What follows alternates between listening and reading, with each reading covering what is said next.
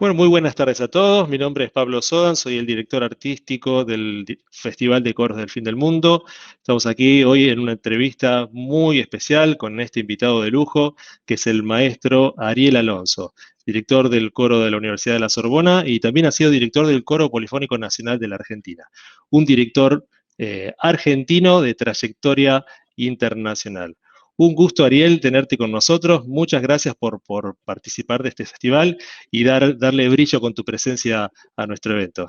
¿Cómo estás? Muchas gracias, Pablo. Siempre contentísimo de que, a pesar de todo lo que escuchamos y de todo lo que estamos viviendo, se sigan realizando proyectos y se hagan cosas. Eso es realmente digno de toda felicitación, la más franca felicitación.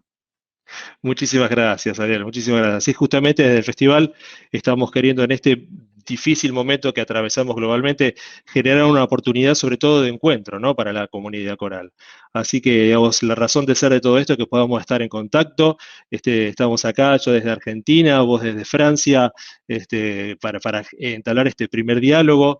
Y bueno, y en el día de hoy vamos a charlar un montón de temas en esta entrevista, en la cual te invito, si querés, a presentarte un poquitito vos mismo para aquellos que por ahí todavía no te conocen tanto lo puedan hacer, y bueno, y que todos los que te escuchan te puedan conocer. Bueno, va a ser relativamente breve porque como tengo 63 años, si la hago modelo 63 años va a tomar mucho tiempo del video. Lo principal es que yo estoy en Francia desde el año 1987, me vine con una beca después de haber terminado mi carrera de pianista en el Conservatorio Superior de Música de Buenos Aires, Manuel de Falla. Y me vine a Francia con una beca del gobierno francés para estudiar dirección, dirección de orquesta y dirección coral. Eh, y luego me fui quedando, fui consiguiendo trabajos y en este momento tengo a mi cargo 2 cátedras de dirección, una en el Conservatorio Nacional de Créteil, que es la ciudad donde radico desde hace solamente un mes. Después de 33 años de vivir en París, me mudé a los suburbios. Estoy en un suburbio al sudeste de París, Créteil, y también tengo otra cátedra de dirección en uno de los conservatorios de distrito de París, que dependen del Conservatorio Central Regional de París, en el distrito 18, que para que la gente que conoce un poquito de París se ubique, es al norte de París, cerca de la Basílica del Sacré-Cœur. Eso en cuanto a la actividad pedagógica. En cuanto a la actividad artística, yo dirijo un coro sinfónico coral en los alrededores de París, dirijo también el coro de la Facultad de Musicología de la Sorbona, dirijo también un coro de cámara que se llama Mélange, un coro que, digamos, está conformado en gran parte también por estudiantes de dirección, y dirijo un coro de niños, igualmente en la ciudad de Neuilly-sur-Seine, que queda pegadito a París. Y bueno, y siempre desde hace unos años tuve la suerte de mantenerme profesionalmente ligado a la Argentina, y la última ligadura fue una ligadura de prolongación, para utilizar un término musical. Fue durante el año 2017 que estuve con un contrato de 1 año y 2 meses bajo la dirección del Coro Polifónico Nacional en la ciudad de Buenos Aires. Bueno, ya está. Para mí es suficiente. Buenísimo, Ariel, qué trayectoria, qué lindas actividades que estás desempeñando allá en Francia y siempre también está buenísimo cuando venís a Argentina.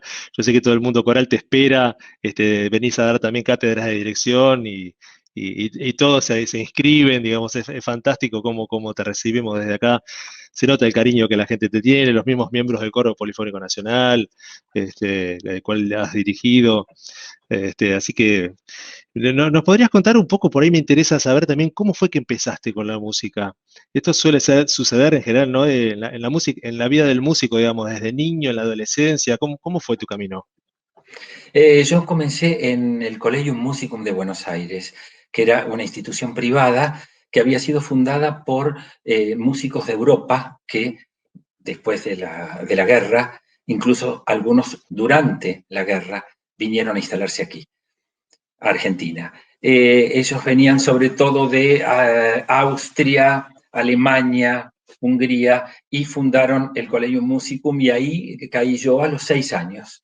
Y a los 6 años, por consejo de una tía mía, la hermana de mi papá, que era pianista y que descubrió una cierta sensibilidad musical, dijo, bueno, conozco una institución, caí en esa institución, y debo decir que es esa institución la que me formó, puesto que yo entré al conservatorio muchos años después, cuando tenía 15 años, y ya hacía mucho tiempo que practicaba la música. Tuve la suerte de tener muy buenos maestros, entre ellos al maestro Antonio Yepes, ya fallecido, eh, profesor de percusión, que me inició en todo lo que era la práctica del instrumental Orff, el instrumental de Carl Orff, basado sobre todo en instrumentos de percusión de placas.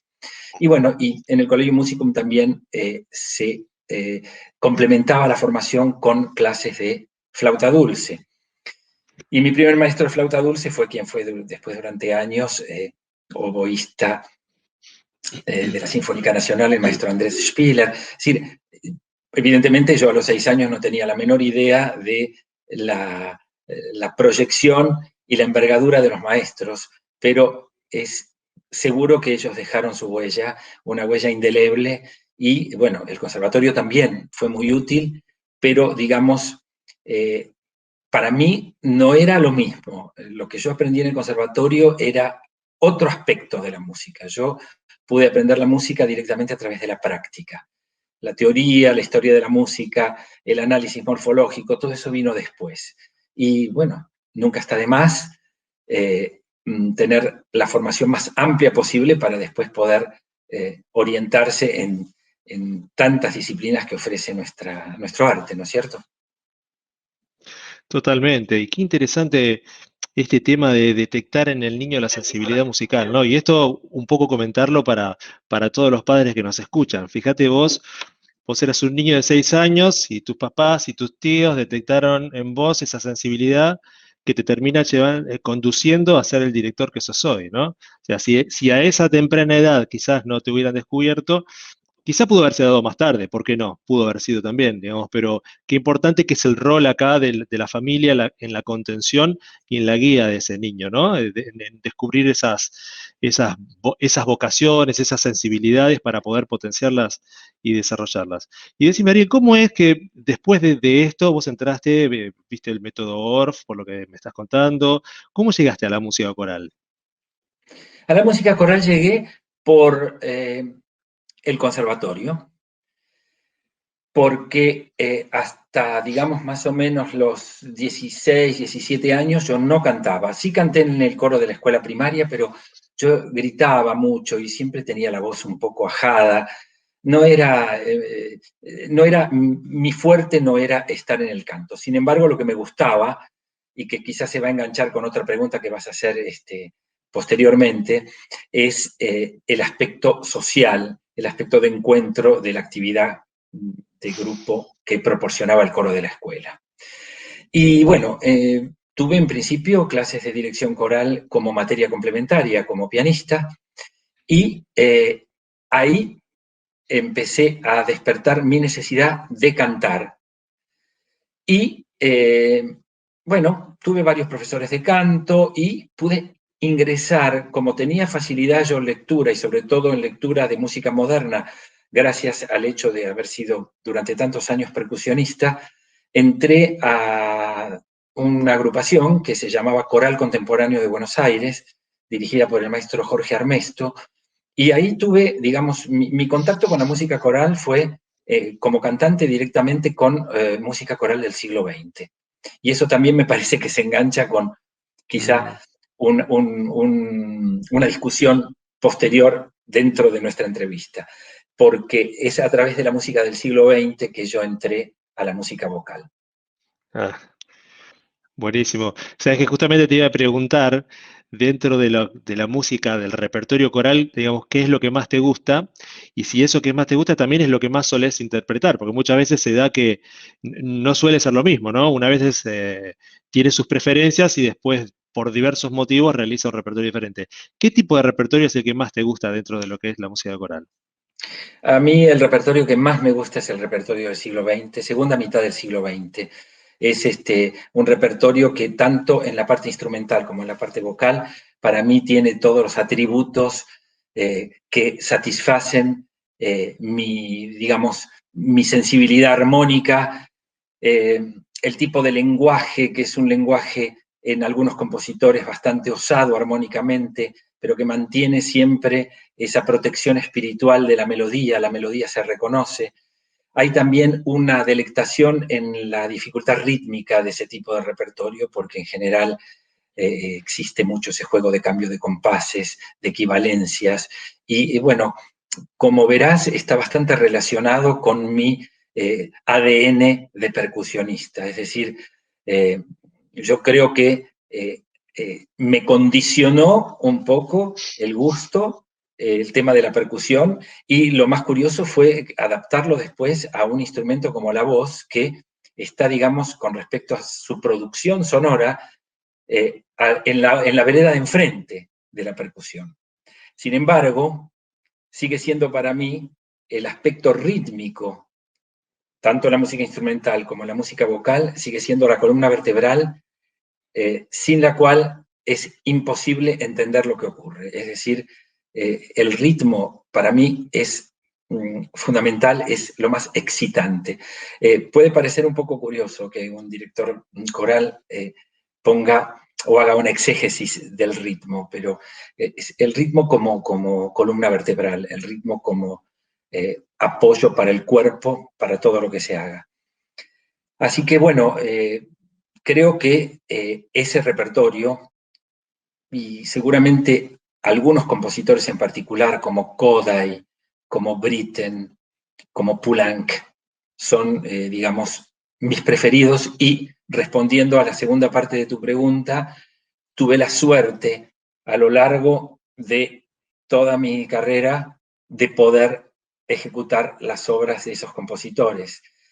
Es más, creo que tuve el privilegio de dirigir la integralidad de la obra vocal, tanto vocal a capella como vocal instrumental de Poulenc, de Francis Poulenc. Qué belleza, qué privilegio realmente. Y lo que decís, la verdad que me parece de un interés muy alto. Sabés que hace poco, ya recordando que participé de un evento donde daba una clase también destinada a directores, el maestro Luis Gorelick, viste que es director de orquesta él, y él daba como consejo que todos hicieran prácticas de percusión para poder dirigir, como señalando como una capacitación importante dentro de las herramientas que un director debe tener. Y esto se va a ir conectando también con algunas preguntas que tengo ganas de hacerte, porque vos sos un gran formador de directores de coro también. Y con lo cual digo, esto que vos decías de resaltar el ritmo, ¿no? Y creo que la palabra es ritmo. Y no podemos disociar la actividad coral de la palabra. Entonces, pensar en términos ritmo y a toda la actividad coral creo que es ir al nódulo, ¿no? Al fondo de la cuestión profunda que tiene el hablar cantando, ¿no? Que sería un poco lo que hacen los coros. Y acá te hago una pregunta un poco amplia y a propósito te la hago, quizás es un poquito maliciosa. A ver, ¿qué es un coro? Un coro es un instrumento. Un coro es un instrumento de viento. Eso es lo primero que yo diría. Y lo engancho con una experiencia que estoy haciendo desde hace un año. Empecé a estudiar trombón. Había empezado con el corno, pero me dio una tendinitis con esto de tener que meter la mano en la trompa y sostenerla con esta posición, cuando es la posición menos natural para soportar un peso. Esta sería la más natural. Bueno, entonces elegí el corno, perdón, al principio elegí el corno, pero me resultó incómodo el tema de la posición y me resultó incómodo también el tamaño de la embocadura, que es muy pequeña. Entonces pasé al trombón y el trombón se enganchó con el violonchelo, que yo lo había estudiado ya en una época, y dije, uy, encontré el cello de los cobres, o de los bronces, perdón. Acá en Francia se dice los cobres. Encontré el cello. ¿Por qué encontré el cello? Porque la vara del trombón es el mango del cello, o del violín, ¿no? Del contrabajo, de cualquiera de esos instrumentos de cuerda que no tiene trastes. Y descubrí también que todas las instrucciones que me da el profesor de trombón son las mismas instrucciones de los profesores de canto. Descubrí que se canta con el trombón a través del instrumento. Descubrí que formando parte, como hago ahora, de un ensamble de orquesta de bronces, descubrí que era un coro. En realidad era un coro sin palabras. El coro es un instrumento de viento. Las connotaciones que tiene el coro con respecto a la actividad de grupo, para mí son un tema aparte. Pero yo priorizo la idea de que cuando estoy adelante de un coro, estoy adelante de un instrumento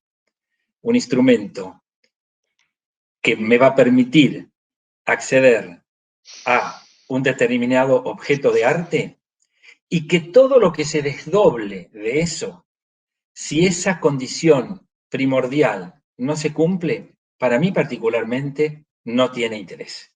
Es decir, cuando hablo del instrumento, no lo estoy deshumanizando.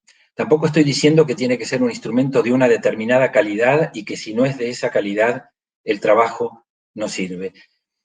La palabra que me viene a la mente es que para mí la regla es optimizar los recursos que yo tengo delante mío. Es decir, ese tipo de instrumento que tenga, sea una estrella, 2 estrellas, 5 estrellas, tiene una capacidad de optimizar su potencialidad. Es la potencialidad de esa riqueza de producción la que genera mi búsqueda como director. Espero no haber sido un poco escueto cuando me preguntaste qué era un coro y te No, no, contesté, es un instrumento. Me encanta y cada cosa que decís en realidad dispara un montón de nuevas connotaciones, incluso la referencia que hiciste con los bronces. Y no puedo dejar de pensar en las primeras asociaciones de coros y bronces, ¿no? En la música, en la música del 1500, ¿no? Con los Gabrieli, en los futuros sinfónico-corales que fueron surgiendo, donde los bronces doblaban al coro. Sí, lo vemos hasta, qué sé yo, en el Requiem de Mozart, con los trombones haciendo la parte real que canta el coro. Digamos, hay una simbiosis entre coro y los bronces que es histórica, que tiene que ver desde que surgió, me parece, los primeros instrumentos, el canto y ese tipo de instrumentos estuvieron asociados desde que el mundo es mundo, quiero decir, ¿no? Este, Seguramente. y te hago una pregunta más, ¿no? Ya que, digamos, hablar de dirección coral, entendiendo que vos sos un gran director de coros y formador, eh, es también hablar de hacedores de realidades musicales, cuando hablamos de los directores, ¿no? Entonces, ¿cómo pensás vos el rol del director de coros en la actualidad? Teniendo en cuenta, por eso yo te preguntaba lo de los coros, el amplio espectro de perfiles existentes dentro de agrupaciones que podríamos llamar coros. ¿Cómo pensás vos Sí, el rol del director? claro, yo diría en este caso los roles, ¿no es cierto? Los roles no necesariamente de distintos directores, sino los distintos roles de un director.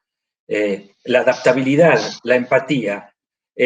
Para mí hay un principio que yo creo que lo heredé del Collegium Musicum y es que eh, cada, cada, cada acción que tenga que ver con la transmisión del arte o del conocimiento en general está directamente asociada a una actitud pedagógica. La actitud pedagógica como empatía, de empatía, es decir, empatía total, observación total, es decir, yo propongo algo y no es que yo vengo con un plan y si ese plan no se cumple, yo estoy frustrado. No, no, no.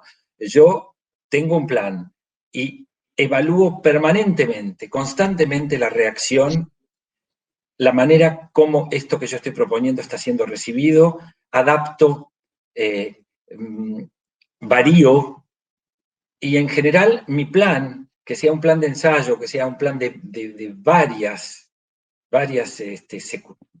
secuencias de encuentro, es curioso, pero es más bien un plan de referencia. Raramente lo cumplo a rajatablas porque me doy cuenta que sería quizá tomar el camino errado, porque ahí me estaría apartando o estaría omnubilando mi percepción de lo que pasa adelante, que para mí sigue siendo lo más importante. Y el rol, bueno, si hablamos de lo pedagógico, el rol de maestro es un rol de guía, es un rol de consejo, es un rol también de exigencia y sobre todo un rol de permitir acceder a un objeto de arte que puede proporcionar un estado de plenitud espiritual. Eso sería lo ideal, eso sería lo que todos buscamos. Claro, Eso sería quizá la razón por la cual elegimos también nuestro oficio. claro. Pero, repito, muy importante para mí optimizar el recurso, no sentirse frustrado si uno no puede dirigir la misa de Stravinsky con un coro de niños de un barrio humilde, porque ahí es uno el que está confundido. Claro, totalmente. Y me parecía re interesante lo que comentaste de los planes de ensayo, digo, porque es algo que le pasa, digamos, a uno desde que empieza a estudiar, ¿no? A mí me fue pasando también, y uno planifica y de repente el no poder cumplir el plan de ensayo, digamos que entre la idea y la realidad hay una brecha que debe ser sostenida por el director, ¿verdad? Entre ese plan ideal y esa realidad ofrecida por el ensayo, y que eso muchas veces conlleva frustración. Y está bueno, digamos, la mirada que vos le ponés, una mirada comprensiva, una mirada profesional, una mirada de saber entender que es así y que siempre va a ser así, porque rara vez la idea o el ideal coincida con la realidad. Y que a través de ese trabajo que uno hace va arrimando humildemente, ¿no? Aproximando esa idea o esa realidad a esa idea. Y bueno, y cada cual creo que logrará de acuerdo a las herramientas que tenga cada cual, en mayor o menor grado acercarse a esa idea que en cada caso también va a ser diferente, ¿verdad? Por Así que me supuesto. parece que ese es un punto fundamental, digamos, en el pensamiento de cómo abordar la actividad coral. Y te hago una pregunta más con respecto justamente a esto, que seguramente es muy jugoso para todos los quienes somos directores y que nos interesa escuchar tu opinión al respecto. ¿Vos qué pensás que debe tener en cuenta un director de coro? ¿Qué ejes de trabajo, ¿no? Debe tener en cuenta para realizar su tarea con responsabilidad musical y social? Bueno, la responsabilidad musical me parece la primera condición. Eh, lo social va a depender más del contexto en el cual el coro se constituye. Y digo, bueno, lo social está dado por el encuentro mismo de la gente. Eh, yo diría más el rédito espiritual de la actividad. El rédito espiritual de la actividad en grupo impacta directamente la función, por así decirlo, social que pueda tener el encuentro. Le da más sentido, le completa el sentido. La idea de trabajo de conjunto, la idea de dejar atrás la individualidad para priorizar el resultado común. Es un ejercicio que únicamente lo proporciona, por lo menos en Occidente, la práctica musical de conjunto, sea en orquesta o sea en coros. Es decir, se prioriza lo global, se prioriza la sintonía entre toda la gente y se deja atrás el aspecto individual.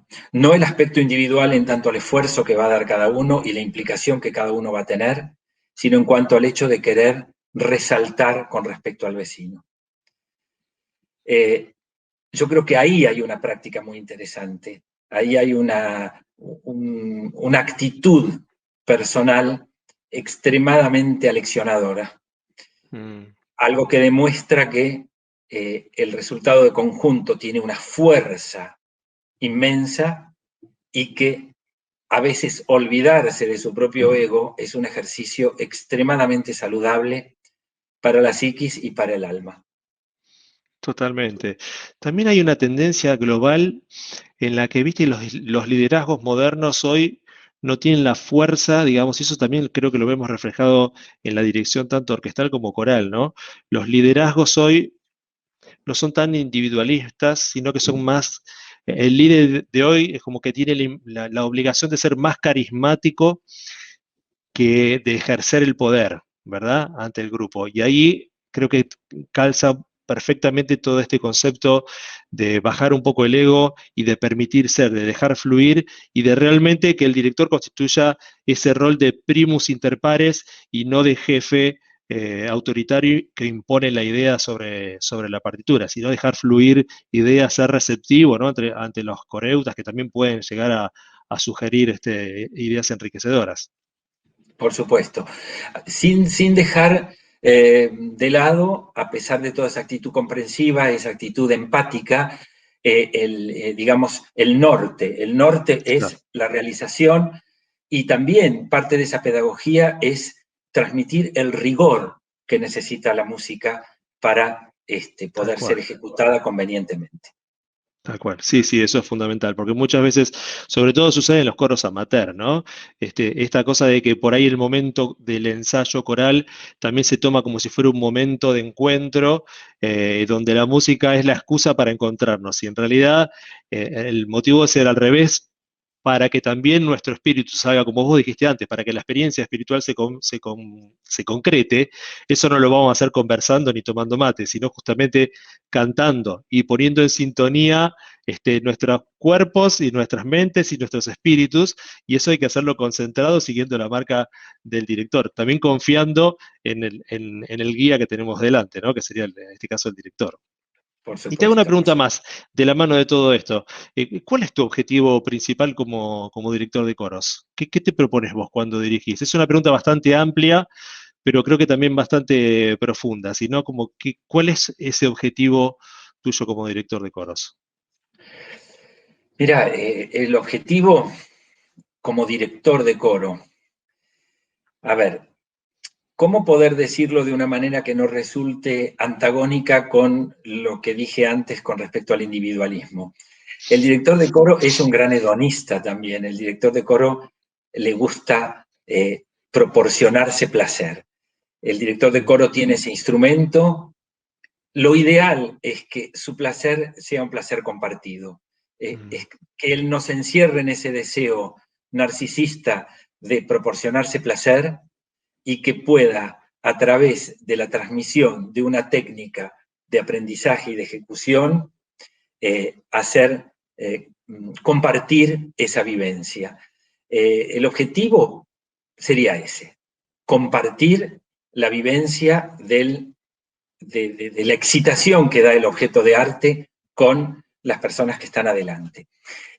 Lo quería quizá prolongar con el hecho de que cuanto más uno se concentra en quienes están adelante, más uno piensa en quienes van a recibir como público lo que uno está haciendo.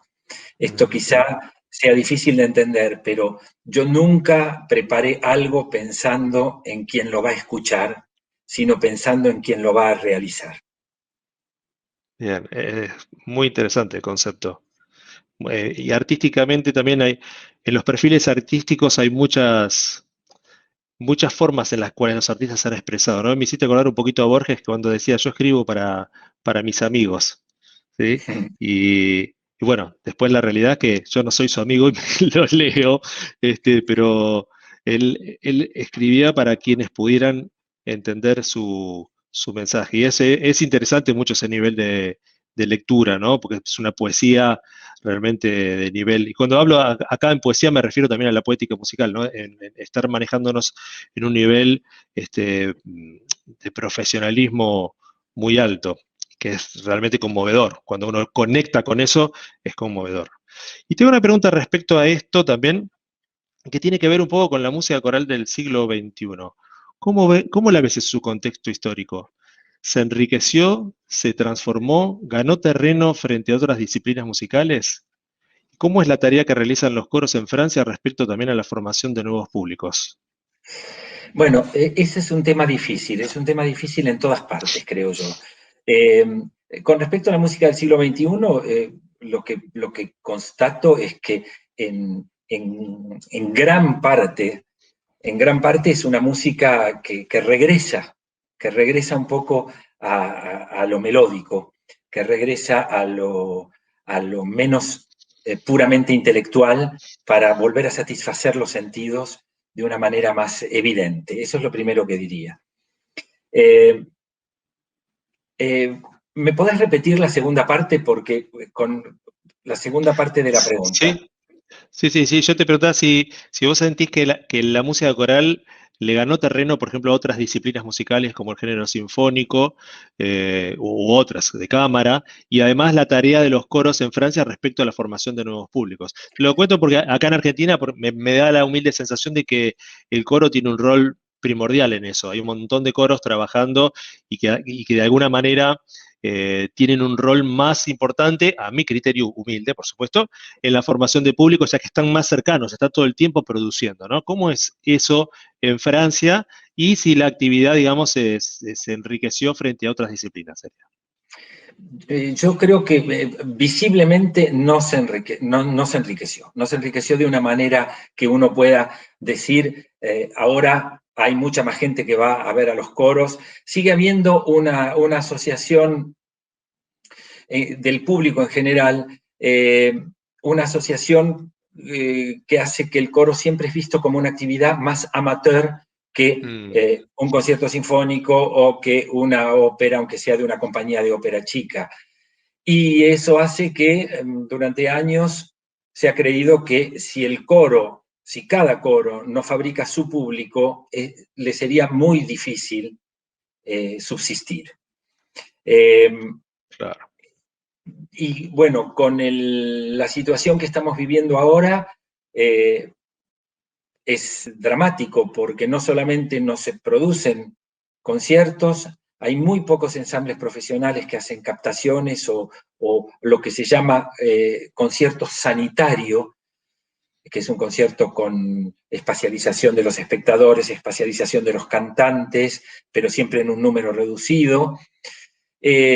Mucha gente está muy desmotivada porque, bueno, la función hacia el órgano y la actividad también hacia el grupo, de manera que cuando la actividad está en stand-by, digamos, yo creo que va a ser muy difícil volver a poner la máquina en velocidad de crucero. Me parece que va a ser un proceso relativamente lento. Mira, justamente era una de las preguntas que te quería hacer realmente eso, porque es el programa que nos está afectando globalmente y me interesaba saber cómo lo están transitando allá en Francia. Acá en Argentina también es con mucha angustia. Lamentablemente muchos coros incluso han desaparecido aquí. Y viste que con lo que cuesta formar una agrupación, perder un espacio es tremendo y veremos cómo queda la actividad cultural, digamos, y sobre todo la coral, luego de todo esto. ¿Vos cómo pensás la actividad musical post pandemia? ¿Para vos surge un nuevo paradigma? ¿Va a pasar algo? ¿Se va a realizar de alguna otra manera? ¿La tecnología va a tener un papel preponderante en todo esto? ¿Cómo te imaginás? Si es que lo imaginás o preferís esperar a que simplemente suceda. ¿Cómo ves que vamos a salir de todo esto? Bueno, creo que va a ser lento. La actividad vocal se ha demostrado que es un centro de contagio primordial y, digamos, no es un capricho que no se pueda realizar. Yo conozco ensambles muy pequeños que han hecho la tentativa de retomar ensambles de 12 personas en donde 8 se contagiaron a la semana del ensayo. Es decir, es una cosa seria. ¿Cómo se va a retomar? Sería difícil predecir el futuro, pero va a haber que recomponer muchos coros porque hay mucha deserción. Yo mismo he intentado mantener ensayos eh, por Zoom y el coro sinfónico que tengo en el sur de la región parisina, de 84 personas han quedado en el último Zoom 25. El coro de cámara no está ensayando. El coro de la Sorbona hago un trabajo de preparación, pero sin producción. Y sí lo tengo porque es una materia de ellos y tienen que estar ahí. Pero hay también, se nota también que hay en el estado de ánimo de los estudiantes, hay mucha tristeza y que está como desinflado todo. O sea, eh, quizá se produce lo contrario y cuando se abra todo, justamente como hubo tanto tiempo de privación, haya como una especie de impulso, pero es muy difícil de predecir. Yo pienso retomar mi actividad con el efectivo que tenga, con el mismo entusiasmo. O sea, en lo que a mí respecta, digamos, no va a haber un modelo particular.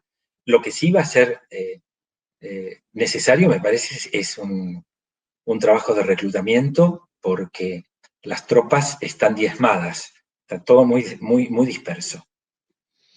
Sí, totalmente. Sí, se nota en esto de que también, digamos, la actividad coral para todos ocupa un espacio de nuestro tiempo, de nuestra vida, de nuestro corazón, y durante la pandemia, con todas las razones y justificaciones que existan, muchos fueron reemplazando ese tiempo por otros quehaceres, ¿verdad? Y después volver a hacerse ese espacio, estoy hablando sobre todo en en la actividad amateur, que entiendo que a nivel global es superior que la actividad profesional, porque hay más cantidad de gente que se dedica a cantar amateurmente que de manera profesional. Con lo cual también creo que en este momento de transición es quizás en un punto hasta más sencillo para un coro amateur que cuente con cierto apoyo y que le permita sostener la actividad, completar sus actividades con alguna cuestión formativa, que a un coro profesional uno prácticamente no le puede brindar, sino que está esperando ansiosamente poder llevar su arte de la manera que lo hacía, ¿no? Y que hoy lamentablemente no es posible.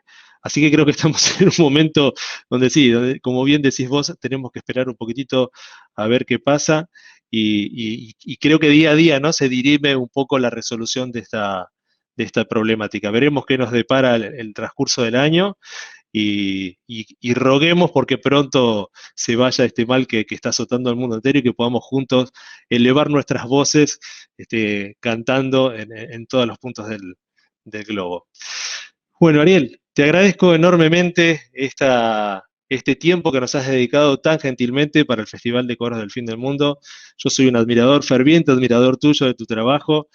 Siempre hemos querido invitarte a que vengas a Ushuaia. Algún día lo vamos a lograr, a que vengas a trabajar con nosotros, a dar algunas clases, a dirigir el Coro del Fin del Mundo, a participar quizás en alguna edición presencial del festival. Ojalá, sería un lujo tremendísimo poder contar con tu presencia. Pero bueno, hoy te tenemos de alguna manera, aunque sea en este diálogo virtual, así que te agradezco enormemente tu tiempo y tu generosidad por estar con nosotros, ¿eh? Bueno, soy yo el que está agradecido, Pablo, y les deseo muchísima suerte con la organización del festival y mis más profundas felicitaciones. Bueno, muchísimas gracias. Nos despedimos así del maestro Ariel Alonso, un argentino que está triunfando en Europa, que ha dirigido el Coro Polifónico Nacional de la República Argentina y que dirige también actualmente varias agrupaciones en Francia. Los esperamos entonces a todos ahora en la próxima actividad, en unos minutos nada más, a las 15 horas, conociendo nuestro instrumento musical, una actividad dictada por la licenciada Carolina Echegoyen, fonoaudióloga. Ahí vamos a hablar un poco de cómo es el aparato, el instrumento musical del cantante. Es cosa importante a la hora de recibir los consejos técnicos de nuestros maestros. Los esperamos. Muchas gracias, Ariel. Al contrario.